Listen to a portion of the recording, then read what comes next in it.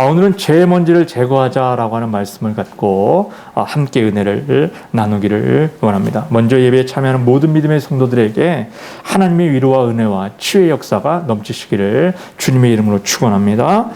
이제 제가 새로운 곳으로 이사를 한 지 4개월이 다 돼 갑니다.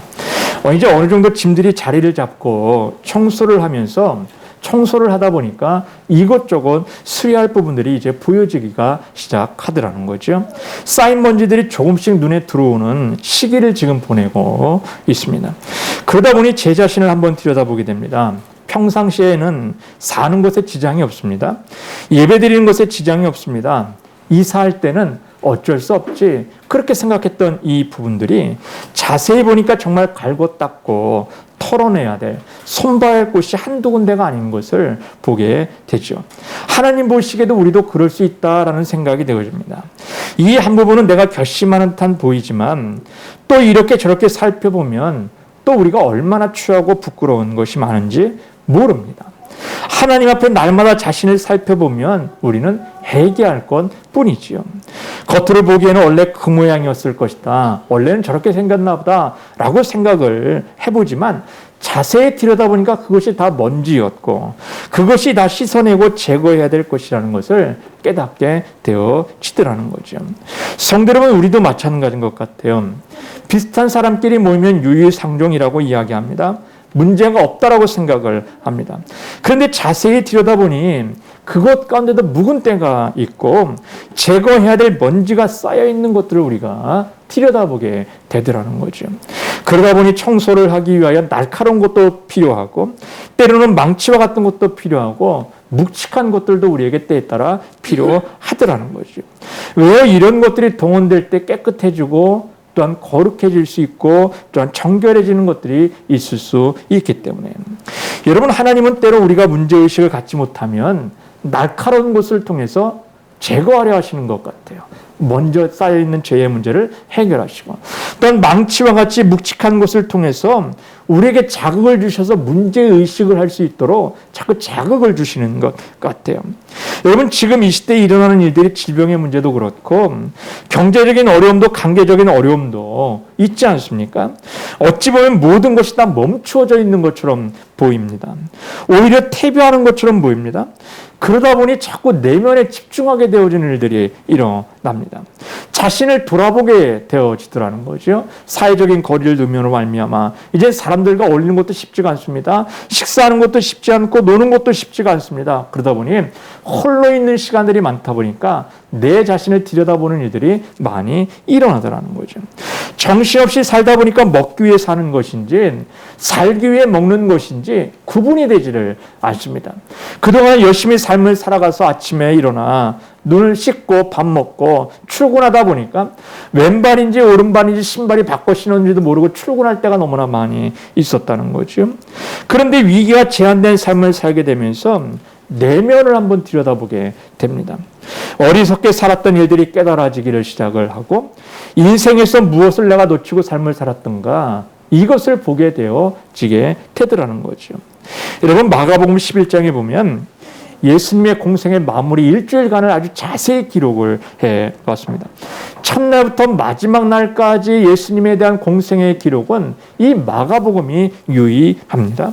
그 첫날에 예수님께서 무화과 나무를 저주하신 사건이 등장을 해요. 예수님이 베다니에서 나오셔서 배가 고프셨다고 이야기합니다. 그리고 멀리서 잎사귀가 무성한 무화과 나무를 보셨다고 이야기를 해요. 멀리서 보셨다고 이야기를 해요. 무화과 나무의 열매는 아주 탐스럽죠. 그리고 단맛이 돌기 때문에 끼니를 해결하는 데는 아주 일품이었다는 거예요. 멀리서 보신 예수님은 잎이 무성한 무화과 나무는 풍성한 것처럼 보였다는 거예요. 멀리서 보니까 잎이 아주 풍성한 무화과 나무였다는 거죠. 그러니 당연히 열매가 있을 줄 알았습니다. 그래서 다가가신 예수님은 잎만 무성할 뿐 내어놓은 열매 하나도 없는 것을 들여다보지요. 그래서 예수님은 선포하십니다. 이제 영원토록 사람이 내게서 열매를 따먹지 못하리라. 그 나무를 저주하세요. 그리고 잎이 무성하다는 것은 여러분 성장했다는 나무 아닙니까? 아무도 그 나무에 대한 문제를 인식하지 못했습니다. 야, 성장했네. 그런데 열매가 있나 없나? 들여다본 적도 없습니다. 잎이 무성하니까 열매는 당연히 있겠지. 뭐 다 자란 나무니까 아무도 그 나무에 대한 문제점을 인식하지를 못했습니다. 하지만 예수님은 당연히 그 나무를 자세히 들여다봅니다. 아무짝에도 쓸모없는 나무라 판단하셔서 저주하십니다. 결과적으로 이 나무는 20절에 보니까 그들이 아침에 지나갈 때 무화과 나무가 뿌리채 마른 것을 보시고 이렇게 이야기를 해요. 뿌리채 말라버렸다라고 이야기를 해요. 다음 때를 기약할 수가 없는 거죠. 열매를 맺어서 그 열매가 땅에 떨어져야 다음 세대도 기대할 수 있는데 뿌리채까지 말라버렸다는 거예요. 잎만 무성한 그 나무는, 내어놓을 열매 없는 나무는, 예수님을 기쁘게 할 수 없는 나무의 열매가 없는 그 나무는 뿌리채 말라버리는 일들이 일어나더라는 거죠. 여러분, 오늘 본문을 들여다보면 삼손이라고 하는 인물이 등장을 합니다. 12대 사사인 삼손은 사사기에서 정말 많은 부분을 할애한 그런 삼손입니다. 그런 사사입니다. 그리고 심지어는 수태고지라고 하는 것이 무엇인가 하면 태어나기 이전에 하나님의 사자를 통해서 너희 집에 아들 태어날 거야. 그 아들의 이름을 무엇이라고 정해. 이렇게 수태고지를 한 사람은 성경에 그렇게 많이 나오지를 않습니다. 유일하게 사사 중에는 삼손과 사무엘이 유일합니다. 사무엘과 함께 그는 나실인입니다.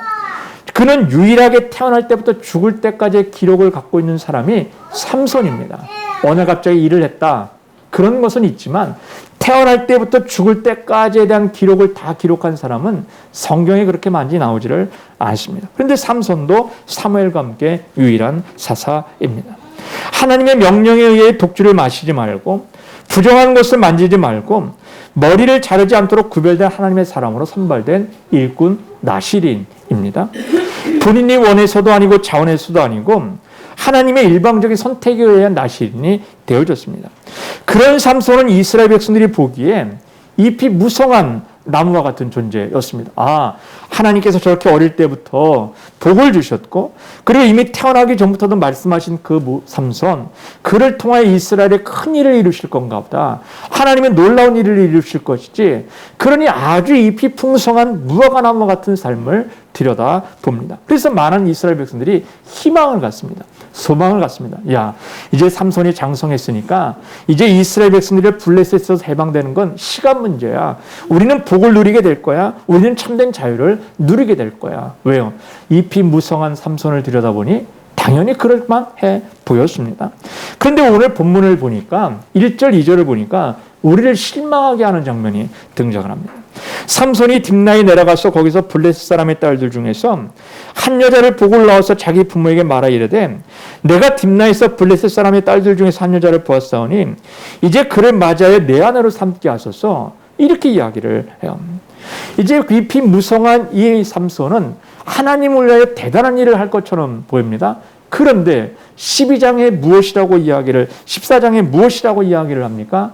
블레셋 여인을 보고 반했다는 거예요. 결혼하겠다는 거예요. 이 말을 히브리 언어로 들여다보면 삼손의 눈들에 좋아 보였다. 눈들에 좋아 보였다. 그냥 보기에 아름다워 보였다. 이렇게 이야기를 하는 거죠. 사랑하는 여러분, 예수 믿는 사람과 예수 믿지 않는 사람들은 겉으로 보면 비슷해 보입니다. 얼굴도 비슷해 보이고 사는 방식도 비슷해 보입니다. 같은 아파트에 살고 같은 차를 타고 비슷한 직업을 가지고 있습니다. 그렇지만 좀 더 깊이 살펴보면 결정적인 차이가 있어요.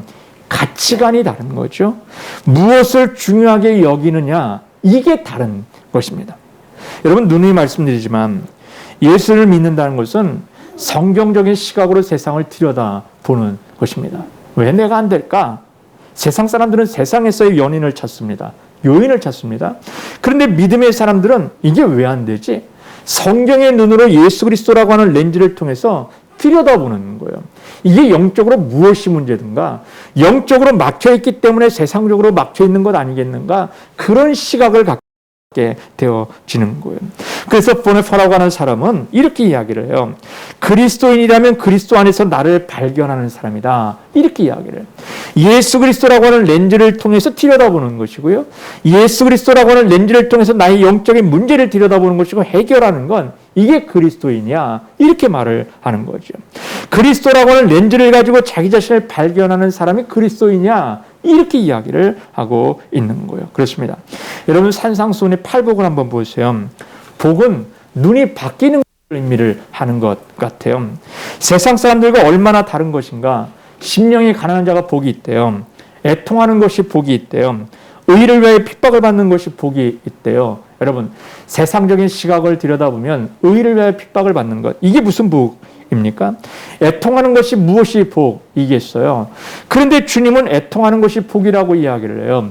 의를 위하여 핍박을 받는 것이 복이라고 이야기를 해요. 예수 믿는 모든 믿음의 사람들은 그렇게 복의 관점을 갖게 되어지는 거죠. 복의 시각을 갖게 되어지는 일들이 일어나는 거예요. 이게 그리스도인이다, 이렇게 이야기를 하고 있는 거예요. 그렇습니다.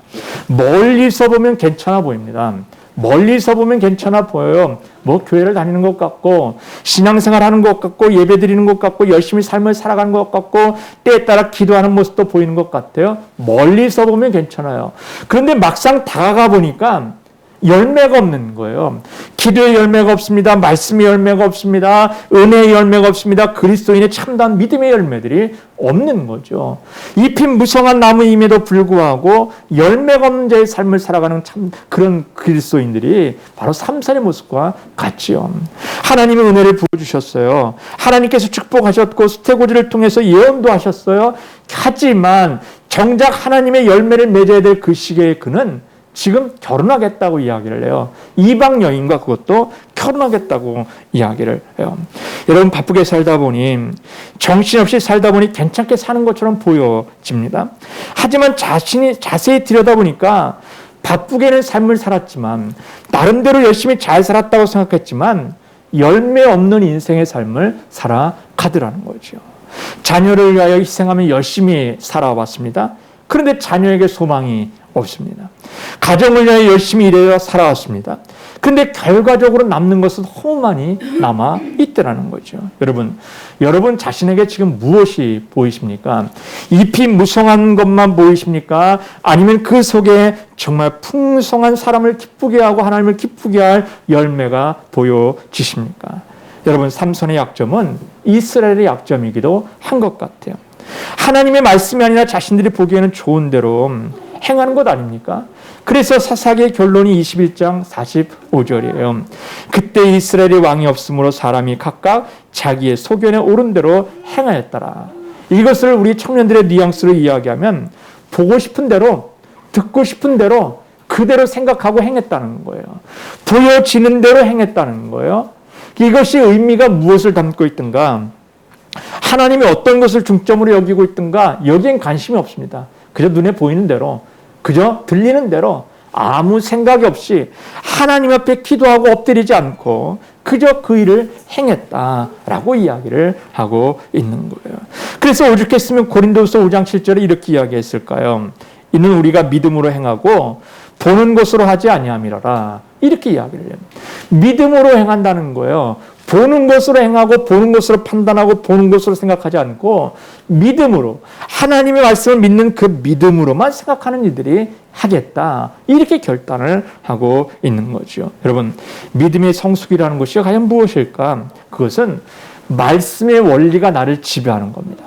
말씀의 원리가 나를 이끄는 것입니다. 그럴 때 우리는 믿음의 승리하는 자의 삶을 살아갈 수가 있지요. 여러분 삼손은 인간적으로 보면 대단한 힘을 가진 장사 아닙니까? 하나님께서 어릴 때부터 그를 축복하셨다고 이야기하지 않습니까? 그런데 결과는 뭐예요? 하나님께서 축복하셨어요. 하나님께서 전무후무한 능력을 그에게 부어주셨어요. 그런데 결과는 죽는 거예요. 결과는 아무것도 남아있지를 않더라는 거죠. 그 이유가 왜 그래요? 하나님께 엎드려야 될 그 시기에 엎드리지 않는 겁니다. 하나님 앞에 그 은혜를 계속해서 지속해서 유지해야 될 그 은혜를 잃어버리는 거예요. 그러니 그 은혜가 지속이 되지 않으니 그가 결국엔 어떻게 돼요? 예전보다 더 못한 인생의 삶을 살아가죠. 사자를 찢어 죽이는 것 같이 죽입니다. 당나귀 뼈 하나로 수천 명을 죽이는 일들이 일어납니다. 남들이 보면 와죠. 그런데 결국에 죽을 때 애죠. 죽네. 아무짝에도 쓸모없네. 그거죠. 그런 일들이 일어나는 거예요. 여러분, 우리의 삶 가운데 지금 고통당하고 있다. 눈물 짓고 있고 외로움 가운데 있다. 여러 가지 압박 가운데 있을 수 있다. 그러면 우리는 이렇게 해야 돼요. 아, 내가 힘들구나. 어렵구나. 그러면 주님, 이것을 통해서 하나님의 놀라운 능력이 나타나게 해주세요. 기도하는 거죠. 엎드리는 일들이 일어나는 거죠. 지난 시간에도 말씀을 드렸지만 병들어 망하는 집이 있습니다. 하지만 병들어 일어나는 집이 있습니다. 자녀의 문제로 망하는 집이 있든가 하면 자녀의 문제로 일어서는 집이 있더라는 거죠. 재정의 문제로 망하는 집이 있든가 하면 재정의 문제로 일어서는 집이 있더라는 거죠. 차이가 여러분 무엇일까? 똑같은 재정의 문제의 삶을 살아갑니다. 하지만 어떤 이는 그 문제를 통해 일어서기도 하고 어떤 이는 그 문제로 인해 폭삭 주저앉는 일들이 일어나기도 하더라는 거죠. 그 차이가 무엇일까? 하나님 앞에 엎드리고 있든가 하나님 앞에 겸손하게 나가고 있든가 이거죠. 지금 그 부모조차도 삼손조차도 기도했다는 내용이 없습니다. 그저 목마르면 하나님 물 주세요. 그래서 에나꼬라고 하는 곳을 통해서 물 먹는 것, 그걸 먹게 해주세요. 이것밖에 없다는 거예요. 정작 하나님 앞에 무릎 꿇고 기도하는 인생이 되지 못하니까 그에게 주어진 그 믿음의 장점이었던 은혜의 장점이었던 그것을 아무짝에도 쓸모없이 사용하지 못하고 그저 여인을 위해서 그저 한가하게 사용하다 망하는 인생의 삶을 살아가더라는 거죠. 성도 여러분, 우리는 삼손의 일대기를 통해서 무너지는 인생이 아니라 우리 하나님 앞에서 성장하는 인생, 모든 약점과 부정적인 자극도 우리에게 힘이 될 수 있는 능력의 종들이 되시기를 주님의 이름으로 축원합니다. 그럴 때에 하나님은 나에게 주신 이 은혜를 더 극대화시키셔서 변화시키시고 역사하신 놀라운 믿음의 역사를 경험케 되어질 줄로 믿습니다. 그리고 두 번째는 어머니가 아이를 갖지 못합니다. 마노아와 그 부인이 아이를 갖지 못해요. 그런데 아이를 갖고 싶은데 얼마나 괴로웠겠어요. 하나님께서 기적적으로 그 집에 아들을 주셨어요. 기적의 아들 삼손을 낳습니다. 그리고 나시린이라고 하는 것으로 구분하셨어요. 구별된 아들이 되었습니다. 하나님께 바친 아들이고 앞으로 하나님만을 위하여 쓰는 민족의 위대한 지도자로 쓰임 받을 거예요. 하나님께서 그에게 특별한 힘을 부어 주셨어요. 그리고 그것을 가지고 이 삼손을 양육했어요. 그런데 문제는 뭐예요? 결정적인 사춘기 시기가 되어지니까 부모의 말을 이 자녀가 듣지를 않는 겁니다. 순종하지를 않는 겁니다. 삼손이 부모에게 결혼시켜 달라고 요구를 해요. 그 기준은 단지 눈에 보니까 아름다웠기 때문에, 눈에 보니까 좋아 보였기 때문에. 그래서 그에게 부모님에게 내 눈에 보기 좋으니까 아름다우니까 결혼시켜 달라 그렇게 이야기합니다. 그랬더니 그 부모가 할례 받지 않은 여인, 우리 집안에도 많이 있고 우리 이스라엘 백성들 중에도 있는데 그런 여인을 아내로 삼지 왜 할례 받지 않은 이방인의 여인을 아내로 삼으려고 하느냐라고 이야기합니다. 그런데 결국에 이 부모님은 어떻게 돼요? 그 삼손을 따라서 딥나로 내려갑니다. 왜 그래요? 꺾지를 못하는 겁니다. 이기지를 못하는 겁니다. 그 자녀를 순종하게 만들지를 못해요. 너는 하나님의 자녀여 나시린이야. 그러니 하나님 말씀에 순종해야 돼. 하나님이 명령하신 대로 따라가는 자의 삶을 살아가야 돼. 구별된 영혼들의 삶을 살아가야 돼. 라고 이야기해야 됨에도 불구하고 자녀에게 꺾입니다. 자녀에게 밀립니다. 그리고 그 사춘기에 있는 그 자녀를 이기지를 못해요. 순종하는 법을 가르치지를 못해요. 그래서 초등학교 때까지는 예수 열심히 잘 믿습니다. 그런데 조금 머리가 커지면서 중학교, 고등학교 올라가면서 대학교 가면서 믿음을 저버리는 일들이 얼마나 많이 있든가. 그래서 이 딥나로 내려가는 길에 또 올라오는 길에 이 삼손 앞에 사자가 보여요. 포도원 가운데 있는 사자가 보여요. 여러분, 사자는 어디 있어야 돼요? 밀림에 있든가 산 정상에 있든가 강약 가운데 있든가. 포도원에 있는 곳이 사자가 아닙니다. 그런데 포도원에 사자가 보였어요. 그러면 삼손은 깨달아야죠. 아, 이거 흔한 일이 아니네. 그러면서 이것을 통해서 하나님이 주신 메시지가 뭘까 고민해야죠. 그리고 가던 길을 돌이켜야죠. 그런데 삼손은 그것을 깨닫지를 못합니다. 그리고 그 힘을 엉뚱한 데 사용을 합니다. 그래서 그 사자를 양같이 찢어 죽이는 일을 하게 되어집니다. 그래서 그 딥나의 여인과 결혼합니다. 그런데 그 결혼이 잘 이루어지든가 아니죠. 결국에 그 여인을 빼앗기게 되고 그것으로 블레셋과의 전쟁이 일어나게 됩니다. 그러면서 망하는 일들이 일어나게 되죠. 결국에 죽습니다. 사랑하는 여러분, 부모에게 순종하지 않는 건 어떨까? 우리가 이야기를 합니다. 너희 중에 아비된 자로서 누가 아들이 생선을 달라 하는데 생선 대신에 뱀을 주며 알을 달라 하는데 정갈을 주겠느냐. 부모의 심정이 그렇다는 거죠. 심지어는 너희가 약할지라도 좋은 것을 자식에게 줄 알거든 하물며 너희 하늘 아버지께서 구하는 자에게 성령을 주시지 아니하겠느냐. 이렇게 이야기를 해요. 저와 여러분이 약하게 굴어도 부모의 마음과 하나님의 마음은 좋은 것을 주시는 마음이다. 이렇게 이야기를 하고 있는 거예요. 여러분, 그러니 저와 여러분이 부모에게 순종하는 것, 그것이 하나님께 순종하는 것이다 라고 성경은 우리에게 이야기를 해요. 눈에 보이는 부모에게 순종하지 않는데 눈에 보이지는 하나님에 순종할 수 있겠다? 쉽지 않다라고 이야기를 해요. 여러분, 이 땅에서 최대 여러분의 관심사가 뭐예요? 아마 건강하게 사는 걸 거예요. 돈 많아서 부자가 되어지는 걸 거예요. 그래서 건강하게 살기 위해서 이것저것 많은 운동도 합니다. 좋은 음식도 많이 먹습니다.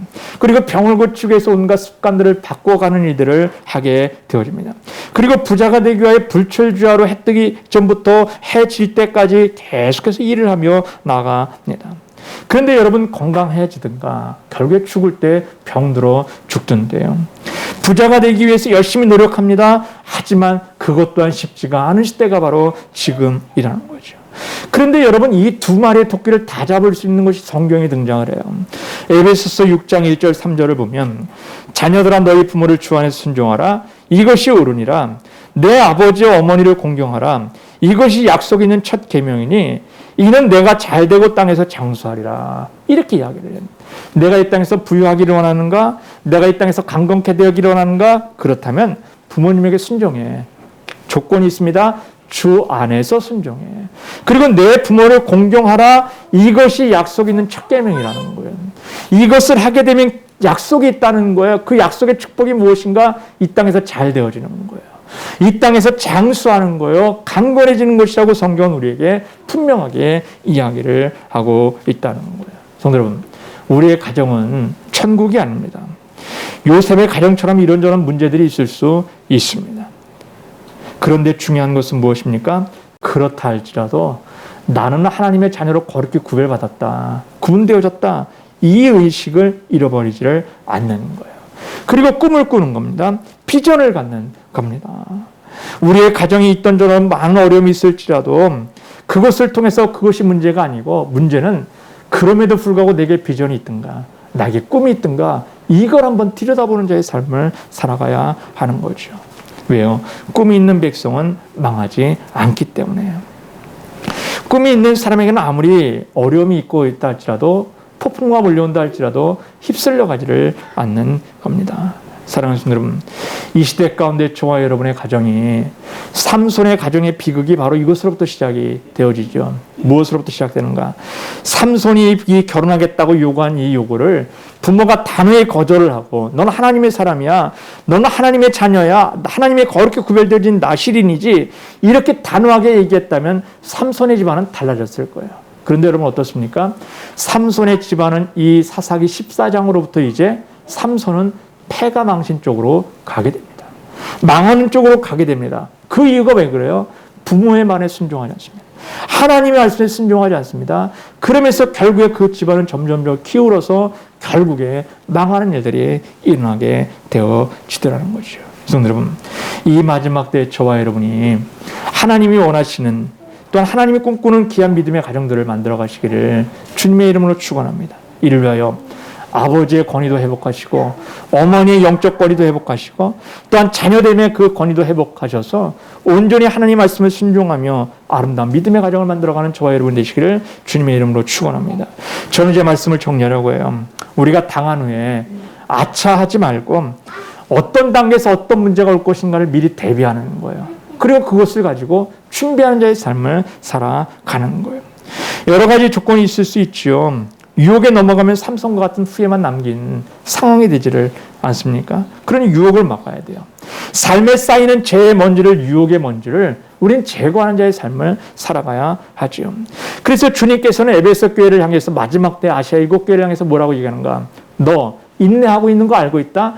그러나 너는 처음 사랑을 버렸노라 라고 이야기하시면서 너가 그 사랑을 어디에서 떨어뜨렸는지, 어디에서 그것을 내려놓았는지 한번 점검해 보라는 거죠. 예배를 드리다 보니, 기도하다 보니 내가 처음 사랑을 잃어버렸는지도 모르고 예배를 드리는 거예요. 하나님을 섬긴다면서도 그것을 잃어버리고 지금 섬기는 자의 삶을 살아가는 거죠. 그러니 하나님은 너가 그걸 어디에서 떨어뜨렸는지, 어디에서 그것을 빼먹었는지를 한번 점검해 봐라. 한번 그것을 체크해 보라고 이야기를 하고 있는 거예요. 사랑하는 믿음의 성도 여러분, 오늘도 저와 여러분의 삶 가운데 그냥 먼지가 단순히 쌓여지면 우리가 바람이 불기만 해도 됩니다. 그냥 걸레질만 하면 물티슈만 닦아도 됩니다. 그런데 그것이 오래오래 쌓이게 되어지면, 기름때가 되어지면 그때는 불어도 안 되고 물걸레로도 되지 않고 특수한 약품으로만 그 기름때를 제거하는 일들이 일어나죠. 그때는 우리 집안이, 우리의 삶이 수습하기에는 너무나 먼 일들이 일어납니다. 사랑하는 성도 여러분, 저와 여러분의 삶 가운데 죄의 먼지들이 쌓이지 않도록 믿음의 가정을, 믿음의 마음을 단속하며 나가는 저와 여러분이 되시기를 주님의 이름으로 축원합니다. 기도하겠습니다.